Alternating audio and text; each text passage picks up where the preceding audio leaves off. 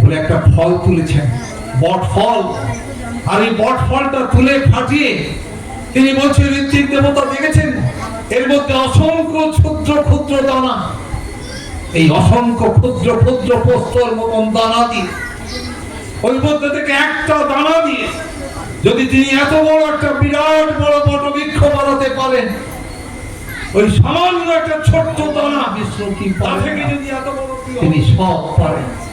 শুধু তুমি তাকে বিশ্বাস করতে পারো, তুমি তাকে বিশ্বাস করো, গভীর বিশ্বাসে সবই হতে পারে। তিনি যে রাম কৃষ্ণ বুদ্ধ যিশু মোহাম্মদ শ্রী চৈতন্য শ্রী রামকৃষ্ণ, তিনি আবার অনুকূল রূপে পৃথিবীর বুকে আবির্ভূত হয়েছেন। আমি ছোটবেলায় দেখেছি, আজকে বলতে দ্বিধা নেই, আমার মামা পরম শ্রী জগৎচন্দ্র চট্টোপাধ্যায়, ওখানে আমার মেজদা বসে রয়েছেন। আমাদের ছোটবেলার কথা বলছি, আমরা দেখেছি সন্ধ্যে 6টায় সৎসঙ্গ আরম্ভ হয়েছে, রাত্রির 11টা পর্যন্ত সৎসঙ্গ চলছে। আর সেই সৎসঙ্গে আজকে এখানে যে লোক হয়েছে 2-3 গুণ লোক, এটা প্রত্যেক বৃহস্পতিবার, এটা আমরা ছোটবেলায় দেখেছি। এবং এ দৃশ্য আজকে কিন্তু যখন মনে পড়ে তখন মনে হয় যে আমরা এত ব্যস্ত আমাদের জীবনে, যে আমাদের ভালো কথা বেশিক্ষণ সময় শুনবার সময়। এটার মূল কারণ হচ্ছে আমাদের ভেতরে যে একটু আগে শুনছিলেন, যাকে আমি দেখতে পাই না, যাকে আমার নাড়াচাড়া দেওয়া হচ্ছে না, সেই তাকে আমি খুব ব্যস্ত করে রেখেছি আমার জীবন। শ্রী শ্রী ঠাকুর অনুকূল চন্দ্র তিনি বলছেন কি, তিনি বলছেন যে তুমি তোমাকে টান দেবে, তুমি তোমাকে টান দাও। একটু আগে টানের কথা আপনারা শুনছিলেন, দোলনের কথা আপনারা শুনছিলেন, হেরে যাওয়ার কথা আপনারা শুনছিলেন। শ্রী শ্রী ঠাকুর অনুকূল চন্দ্র, আজকে আমার মেয়ে আমাকে বলছে যে বাবা তুমি বাজার থেকে আমাকে একটা রাখি এনে দিতে পারো। কেন না, আমি কয়েকজনকে পড়াবো। আমি যে তুই রাখি পড়াবি কেন? না, রাখি পড়াতে হয় বাবা, এই সব দাদাদের পড়াবো সবাইকে, আমি আগে পড়াবো, আমার দাদাকে যেন অন্য কেউ আগে না পড়াতে পারে, আমি আগে ওকে রাখি পড়াবো। এই নিয়ে আমাকে আজকে সকালবেলা একবার জেদ পাব। আমি ওকে ডেকে বললাম, রাখি মানে জানিস? আজকে রাখি পূর্ণিমা পড়বে 12:49 আগামীকাল পর্যন্ত থাকবে দুপুর 2টো পর্যন্ত। মানুষ রাখি পূর্ণিমা করবার জন্য দোকানে মিষ্টির সাইজ ছোট হয়ে গেছে, ফলের দাম আকাশ ছোঁয়া হয়েছে। কেননা কালকে রাখি পূর্ণিমায় সিন্নি হবে, ওর বাড়িতে সিন্নি পড়াবে, তারপর দেখবি মানুষের হাতে হাতে দেখবি রাখি ভর্তি হয়ে গেছে, একজন 10টা 12টা করে রাখি পড়। তুইও পোকার মতন রাখি কিনে আনবি পয়সা করি খরচা করে, ওই পয়সা একটু ভালো করে টিফিন খেতে পারতিস, তা না করে তুই ওই পয়সা রাখি কিনে নিয়ে এসে একে পড়াবি। কিন্তু রাখির কথার মানে কি? আমার গুরু শ্রী শ্রী ঠাকুর অনুকূল চন্দ্র এক কথায় প্রকাশ করলেন। কি বললেন? তিনি বলছেন তুমি আমাকে রাখো, আমি তোমাকে রাখবো। এই হচ্ছে রক্ষী কথার মানে, অর্থাৎ তুমি রাখি বন্ধন মানে তুমি রক্ষা বন্ধন। কি রক্ষা করবে? তুমি তোমার গুরুকে, তোমার গুরুকে আগে তুমি রক্ষা করো। মানো তুই আগে তোর গুরুকে রক্ষা কর। ভোরবেলা ঘুম থেকে উঠে ইষ্টভীতি কর, ভোরবেলা ঘুম থেকে উঠে প্রার্থনা কর, একটু নাম ধ্যান কর, তোর ভেতরের বৃত্তি এবং পবিত্র গুলোকে নিয়ন্ত্রণ কর। দেখবি রাখি পরানো তোর নিজেকেই হয়ে যাবে। কেন? তুই আগে নিজেকে রাখতে শেখ, আগে নিজেকে রক্ষা করতে শেখ। আর নিজেকে রক্ষা করতে গেলে তাকে রাখতে হবে তোমাকে। কে? রাম কৃষ্ণ বুদ্ধ যিশু মোহাম্মদ শ্রী চৈতন্য শ্রী রাম কৃষ্ণ অনুকূল চন্দ্র রূপে পৃথিবীর বুকে যিনি আবির্ভূত হয়েছেন, তাকে আগে রক্ষা করতে হবে তোমাকে, তবেই কিন্তু তুমি থাকবে।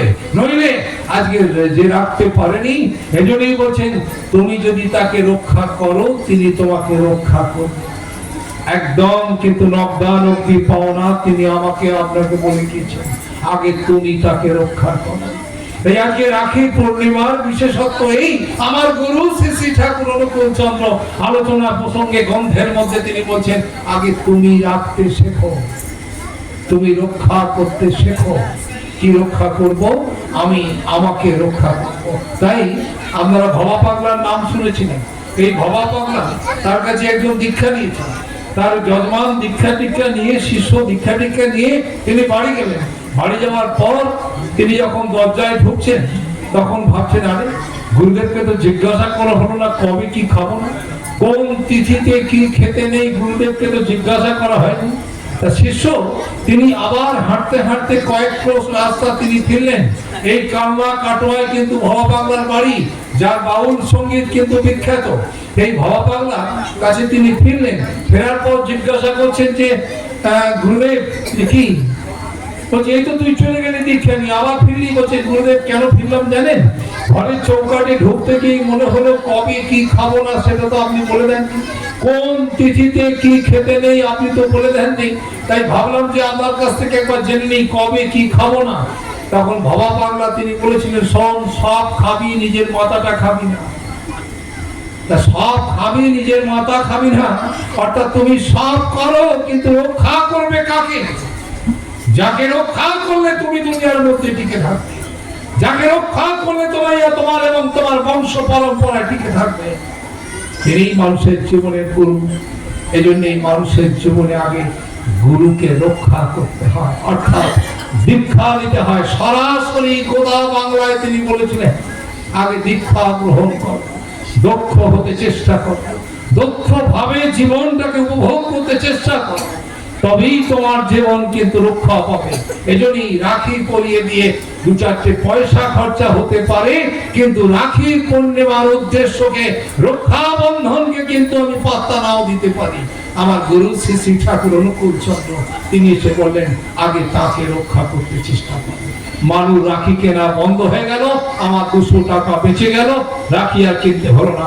মাগুলো এখন আমি যখন সৎসঙ্গে আসছি, তখন দেখি ঠাকুরের জন্য জামা কাপড় ছেড়ে লাল পাড় শাড়ি সুন্দর করে পরে ঠাকুরের জন্য আজকে তালের বড়া বানাচ্ছি। বানিয়ে কি করবি রে? এবার ঠাকুরকে নিবেদন করবো। ঠাকুরকে নিবেদন করে কি করবি? ঠাকুরের কাছে প্রার্থনা করবো। করে কি করবো? আমি নতুন হাতে আজকে তোমার জন্য ভোগ রান্না করেছি, তুমি খাও।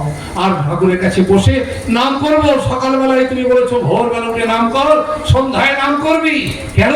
তোর বৃত্তি এবং পবিত্রকে নিয়ন্ত্রণ কর। মানুষ, আমি মানুষকে এসে মাকে বললাম, মানু আমার 200 টাকা বাঁচলো। যেই বলেছে সঙ্গে সঙ্গে বলছে, 200 টাকা অমনি তোমার বেঁচে গেল না?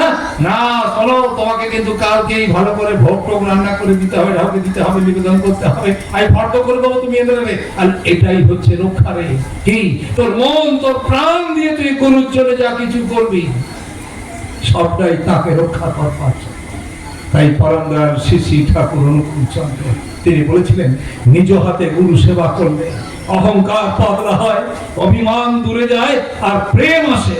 তাই গুরুকে তুমি অমন করে রক্ষা করো, নিজে হাতে সেবা দাও। কি সেবা দেবে? ভোরবেলা ঘুম থেকে উঠে।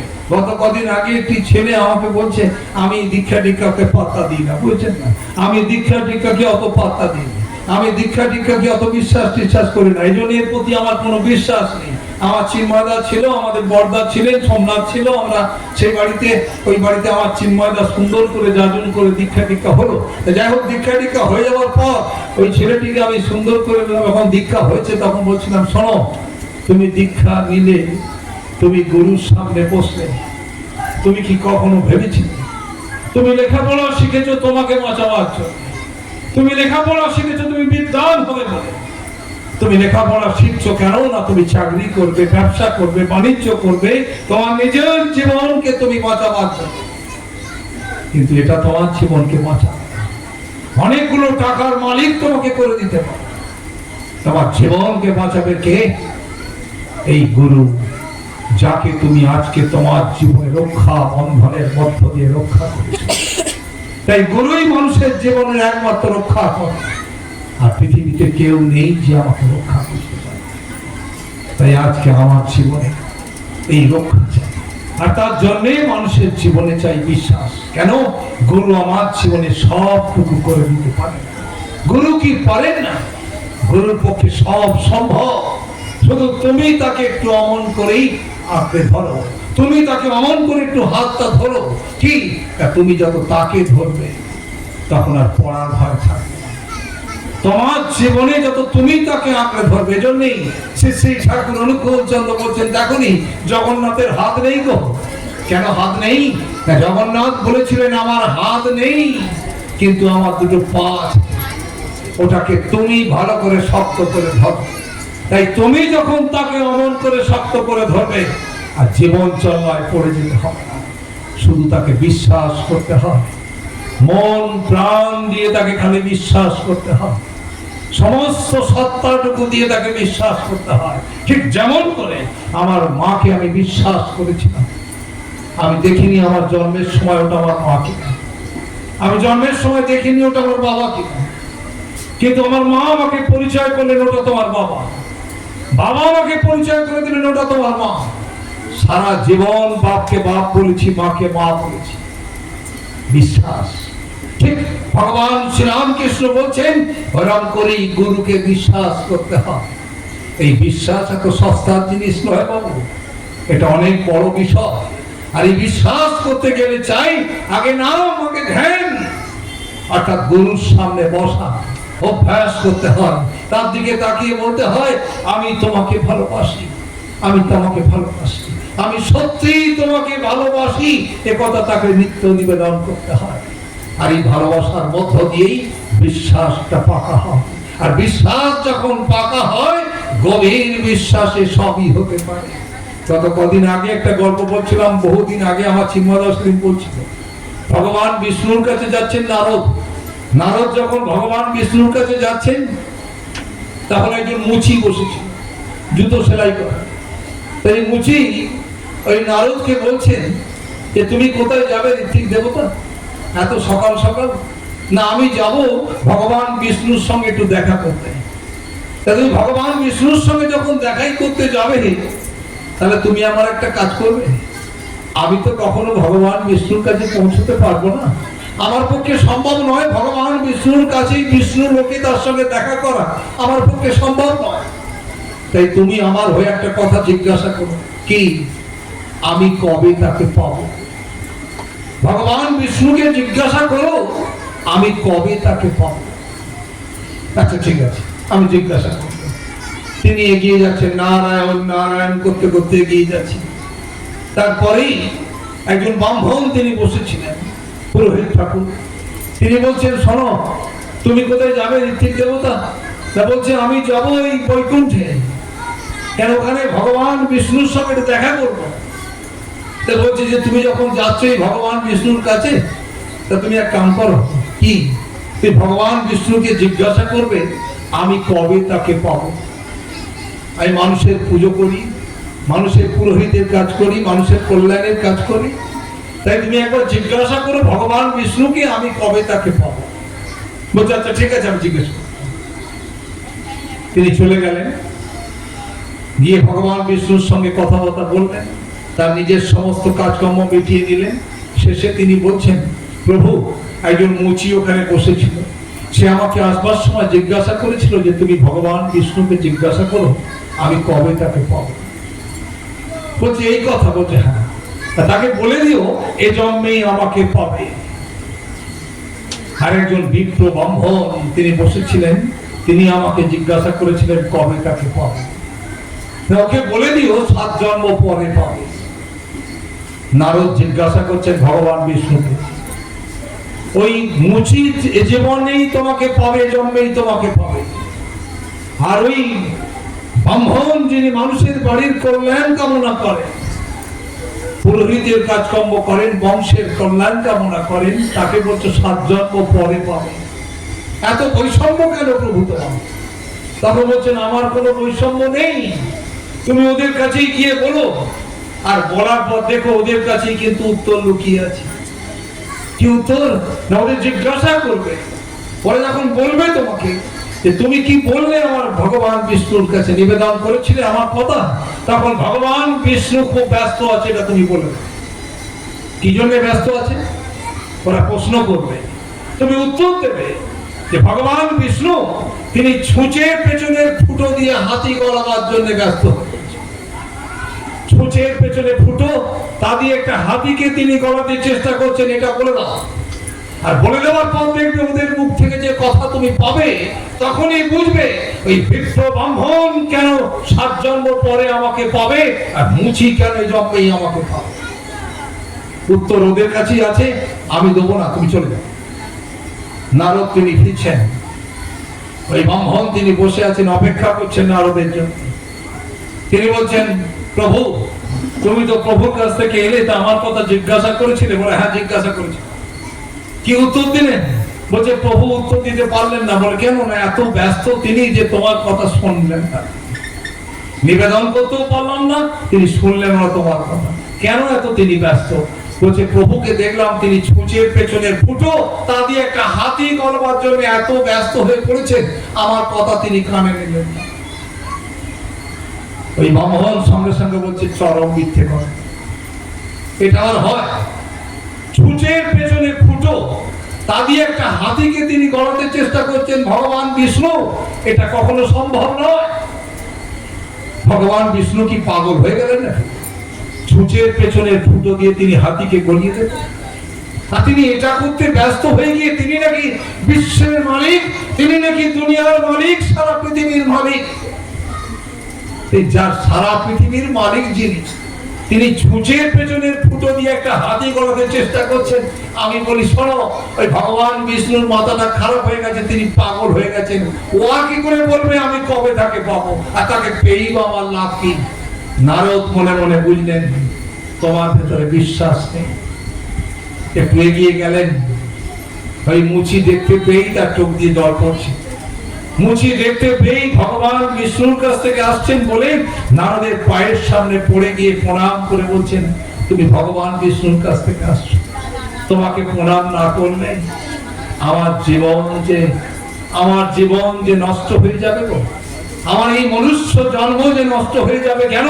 তুমি ভগবান বিষ্ণুর কাছ থেকে তার পায়ে ধুলো আনছো, তোমার পায়ে ধুলো একটু মাখি দাও। তিনি এই পায়ে ধুলো নিয়ে ভালো করে গা পায়ে মারছেন। তারপরে বলছেন, তুমি প্রভুকে জিজ্ঞাসা করেছিলে আমি কবে তাকে পাবো? বলছে আরে জিজ্ঞাসা করবো?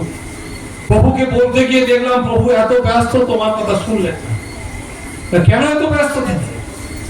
ভগবান বিষ্ণু তিনি ছুঁচের পেছনের ফুটো দিয়ে একটা হাতিকে গলবার জন্য এত ব্যস্ত যে তিনি তোমার কথা শুনলেন। মুচির চোখ দিয়ে টস টস করে জল পড়ছে, মুচি ফুপিয়ে ফুপিয়ে কাঁদছে। তখন বলছে কাঁদছো কেন? বলছে আনন্দে কাঁদছি। কিসের আনন্দ তোমার? জিজ্ঞেস করছেন নারদ দেবতা, ঋত্বিক দেবতা। বলছে আমার আনন্দ হচ্ছে এই যে ভগবান বিষ্ণু ওই ছুঁচের পেছনের ফুটো, তা দিয়ে তিনি একটা হাতি গলাতে চেষ্টা করছেন। ও কি করুণা তার! তিনি কি পারেন না? ভগবান বিষ্ণু তিনি কি পারেন না? তিনি সব পারেন, শুধু বিশ্বাসের অভাব। কেন জানো? সঙ্গে সঙ্গে ঋত্বিক দেবতা নারদ জিজ্ঞাসা করছেন, তোমার এত বিশ্বাস প্রভুর প্রতি, ওই ছুঁচের পেছনের ফুটো দিয়ে হাতি গলাতে চেষ্টা করছেন প্রভু, তোমার আনন্দের চোখ দিয়ে জল বেরোচ্ছে। বলছে হ্যাঁ প্রভু সব পারেন।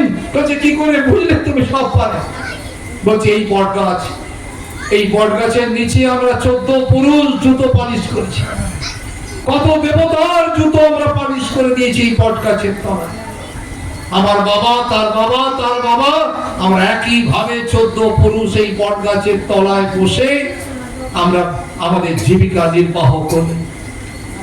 তারপরে বলছে ঋত্বিক দেবতা বলে একটা ফল তুলেছেন, বট ফল। আর এই বট ফলটা তুলে ফাটিয়ে তিনি বলছেন, ঋত্বিক দেবতা দেখেছেন এর মধ্যে অসংখ্য ক্ষুদ্র ক্ষুদ্র দানা, এই অসংখ্য ক্ষুদ্র ক্ষুদ্র পোস্তর মতন দানা দিয়ে, ওই মধ্যে থেকে একটা দানা দিয়ে যদি তিনি এত বড় একটা বিরাট বড় বটবৃক্ষ বানাতে পারেন, ওই সামান্য একটা ছোট্ট দানা তা থেকে যদি এত বড় বৃহৎ বৃক্ষ হতে পারে, তাহলে ভগবান বিষ্ণু কি পারেন না? তিনি সব পারেন, শুধু তুমি তাকে বিশ্বাস করতে পারো। তুমি তাকে বিশ্বাস করো, গভীর বিশ্বাসে সবই হতে পারে। তিনি যে রাম কৃষ্ণ বুদ্ধ যিশু মোহাম্মদ শ্রী চৈতন্য শ্রী রামকৃষ্ণ, তিনি আবার অনুকূল রূপে পৃথিবীর বুকে আবির্ভূত হয়েছে। কেন আবির্ভূত হয়েছে? যেমন যেমন প্রয়োজন পড়েছে তেমন তেমন করে আবির্ভূত হয়েছে। এই 9 মোর শেষ অবতার, এই রূপে আরো আছে 2 অবতার। তিনি ভগবান শ্রী রামকৃষ্ণ হয়ে বললেন আমি যাব আর আসবো গো। তিনি গেলেন আবার এলেন। ভেঙনা হাতের শাখা কাকে বলছেন? সারদামণিকে বলছেন। তারপরে এলেন অনুকূল চন্দ্র রূপে এই পৃথিবীর বুকে। যার যেমন ভাব তার তেমন লাভ। তুমি যেমন তাকে বিশ্বাস করবে তিনি তোমার কাছে তেমন করে প্রকট হবেন, ধরা দেবেন। তাই আমাদের জীবন সার্থক হবে। পুরুষোত্তম শ্রী শ্রী ঠাকুর অনুকূল চন্দ্র তিনি কখনো বলেননি আমি ভগবান, আমি পুরুষোত্তম। তিনি কখনো বলেননি। আর আমাকেও দীক্ষা নিতে হবে এটাও কিন্তু তিনি কখনো বলেননি। তিনি শুধু এটুকু বলেছিলেন কি, ভগবান তোমাকে বাঁচিয়ে রাখবার জন্য সব তিনি দিয়েছেন। ভেবে দেখবেন ভালো, এই যে নিঃশ্বাসটা নিয়ে আমি বেঁচে আছি, আমার মায়ের পেটে যখন আমি ছিলাম তখন আমার মা নিঃশ্বাস নিত, আমার নিঃশ্বাস নেওয়া হচ্ছে। কে দিল? কে হাওয়া তৈরি করেছে? কে অক্সিজেন তৈরি করেছে? আমার বাবা, আমার 14 পুরুষ। আর এই হাওয়া নিয়েই কিন্তু তোমাকে বাঁচতে হবে, এই অক্সিজেন নিয়েই কিন্তু তোমাকে বাঁচতে হবে। এই অক্সিজেন ছাড়া কিন্তু তুমি বাঁচতে পারবে না। গত কদিন আগে আমার এক যজমান তিনি মারা গেলেন, তার বাড়িতে ভেন্টিলেশন করেছিলেন। কয়েক লক্ষ টাকা দিয়ে তিনি ভেন্টিলেশন করেছিলেন, তারপর তার বাড়ির পাশে তার বাড়ি। তা তিনি ওই সেনগুপ্ত বাবু তার বাড়িতে দেখেছিলাম, যখন তার স্ত্রী আমাকে ঢুকিয়ে নিয়ে যেত প্রত্যেকবারে যখন যেতাম ওদিকে, একবার আসুন সেনগুপ্ত তাকে দেখে যাবে। দেখতে গেলে দেখতাম বাড়িতে আইসিইউ করেছেন তিনি। কেন আইসিইউ বানিয়েছেন বাড়িতে? তিনি 30 সেকেন্ড অক্সিজেনের বাইরে থাকলে তিনি বাঁচবেন না। তখন মনে হয়েছিল অক্সিজেনের সৃষ্টিকর্তাকে আমার মা, আমার মা, আমার 14 পুরুষ কেউ সৃষ্টি করেননি। এই সৃষ্টির মালিক কিন্তু তিনি, এই অক্সিজেন সৃষ্টির মালিক কিন্তু তিনি। এই বাতাস জানি আমি বেঁচে আছি, মৃত্যুর দিন পর্যন্ত যে বাতাসকে বাহন করত, তার মালিক যদি তিনি হন, তিনি শুধু এটুকুই বলেছিলেন তিনি তোমাকে সব দিয়েছেন, বাতাস দিয়েছেন, তাপ দিয়েছেন, জল দিয়েছেন, সব তিনি তোমাকে দিয়েছেন। তোমার বাবা কিচ্ছু বানায়নি। সব যখন তিনি দিলেন, তুমি তাকে কেমন করে কৃতজ্ঞতা প্রকাশ করেছো? তুমি তার জন্য কি করেছো? ইলেকট্রিক জ্বাললে তার বিল দিতে হয়, এই বাড়ির জন্য ট্যাক্স দিতে হয়, খাজনা দিতে হয়। ঠিক তেমনি ভগবানের রাজত্বে বাস করলে তাকেও কিছু ট্যাক্সও দিতে হয়। কি? ওই দীক্ষা মন্ত্রের মধ্য দিয়ে ইষ্টভৃতি প্রতিদিন গুরুর চরণে আমল করে নিবেদন করে বলতে হয় ইষ্টভৃতি ময়া দেব কৃতাবৃত্তই তব প্রভ ইষ্টভাদ্রীভূত যজ্ঞ স্থিত পান্তু পরিপাস। তোমার কাছ থেকে নিয়েছি তো, পাড়েল দিয়েছ তুমি, তোমাকে আমার ফেরত দেবার হিম্মত আমার নেই। তুমি যা দিয়েছ তারই একটু অংশ প্রতিদিন তোমাকে নিবেদন করছি। হে দেব, হে প্রভু, তোমার এই প্রীতি পোষণার্থে আমি ইষ্টভৃতি করিলাম ইষ্টভাদ্রীয় জনসেবারূপ আমার এই যজ্ঞ দ্বারা পরিপার্শ্বে তৃপ্ত হোক, তৃপ্ত হোক, তৃপ্ত হোক। তাই তাকে চেনা বড় ভাব। তাকে চিনতে গেলে আমার আপনার পুঁজি ফুরি। রেবতী মোহন বিশ্বাস শ্রী ঠাকুরের কাছে এসছে, এসে বলছে ঠাকুর আমার এক বন্ধু আমাকে কলেজে প্রশ্ন করছে যে ব্রহ্মা বিষ্ণু মহেশ্বর সম্পর্কে আপনি কি জানেন? ব্রহ্মা বিষ্ণু মহেশ্বর সম্পর্কে আপনি কি বলতে পারেন? আপনি ব্রহ্মা বিষ্ণু মহেশ্বরকে চেনেন?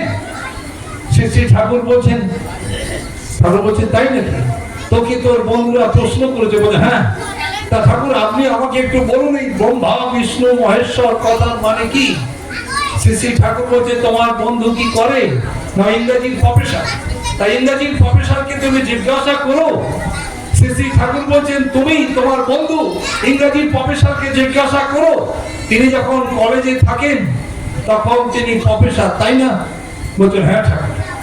তা তিনি প্রফেসরই করেন, তাকে সমস্ত ছাত্র প্রফেসর বলে। বলছে হ্যাঁ। আচ্ছা ওই প্রফেসর বন্ধু যখন বাড়ি যায় তখন তার ছেলে কি বলে, ও প্রফেসর বাবা বলে নাকি? তখন ছেলে সে বাবা বলে মুখের উপর জড়িয়ে ধরে, তাই না? বলছে হ্যাঁ। তখন তিনি ছেলের কাছে বাবা, তারপরেই তার স্ত্রী একটা বাজারের ব্যাগ হাতে দিয়ে বলছে, শোনো, বাড়িতে আলু নেই, চাল নেই, ডাল নেই, তোমাকে আনতে হবে। তখন কি ওই প্রফেসরকে তার স্ত্রী বলে নাকি, ও প্রফেসর স্বামী আমার, তুমি আমাকে একটু চাল ডাল তরি তরকারি এনে দাও, বলে নাকি? বলে না। তখন কি বলে, শুনছো, বাড়িতে চাল নেই, ডাল নেই, এগুলো বাড়ন্ত হয়েছে, তোমাকে আনতে হবে, কদিন ধরে তোমাকে বলার সময় পাচ্ছি না। বলি শোনো, ওই তোমার প্রফেসর বন্ধু, কলেজে যেমন প্রফেসর, ছেলের কাছে বাপ, স্ত্রীর কাছে স্বামী, তেমনি ব্রহ্মা বিষ্ণু মহেশ্বর যাকেই বলো, তিনি কিন্তু এক এবং অদ্বিতীয় পরম প্রেমময় শ্রী শ্রী ঠাকুর অনুকূল চন্দ্র। তিনি রেবতী মোহন বিশ্বাসকে বলেছিলেন, রেবতী, বলি একই, এর কোনো প্রকার নেই, ভেদ নেই, তুমি ভেদ করেছো, প্রকার করেছো। তাই আপনাদের সবার কাছে নিবেদন, রাত অনেক হচ্ছে, সবাই প্রসাদ নিতে হবে। আগামী কালকে আন্দুলে সৎসঙ্গ আছে, আন্দুল মন্দিরে। আমার প্রিয়া বলে একটি আমার স্নেহধন্যা, তার বিয়ে হয়েছে গত কদিন আগে, তাই জামাই মেয়েকে নিয়ে একসঙ্গে সৎসঙ্গ দেবে আমাদের এই মন্দিরের উল্টো দিকে। তাই ওই আমার রাজার ছোট কাকার মেয়ে, ওর বিয়ে হয়েছে, তা আগামী কাল সৎসঙ্গ দেবে মন্দিরে, আপনারা সবাই যাবেন। আগামী 15ই আগস্ট আন্দুলের উৎসব, শ্রী শ্রী ঠাকুর অনুকূল চন্দ্রের 137তম আবির্ভাব উৎসবের শেষ লগ্নে, আগামী ভাদ্র মাস 138তম আবির্ভাব মাস, আগামী 15ই আগস্ট 137তম শেষ লগ্নে আন্দোল অধিবেশন কেন্দ্রের পরিচালনায় বাৎসরিক উৎসব। আমি আন্দোল অধিবেশন কেন্দ্রের তরফ থেকে আপনাদের সবাইকে জানাচ্ছি সাদর আমন্ত্রণ। কেন জানেন? আজকে দেখবেন একটা মুসলিমদের সভা হলো, লক্ষ লক্ষ মুসলিম ভাই সেখানে গিয়ে পৌঁছে যাচ্ছে, কিন্তু আমাদের গরুর উৎসবে ভান্ডারদোয়ার লোক বলছে ওখানে যাবো না, করোনার লোক বলছে ওখানে যাবো না, ধুলাগড়ের লোক বলছে ওখানে যাবো না। কেন কেন যাবে না? তার নিজের মানে যাবে। তাই আপনাদের সবার কাছে আমার নিবেদন, আমার গরুর প্রতি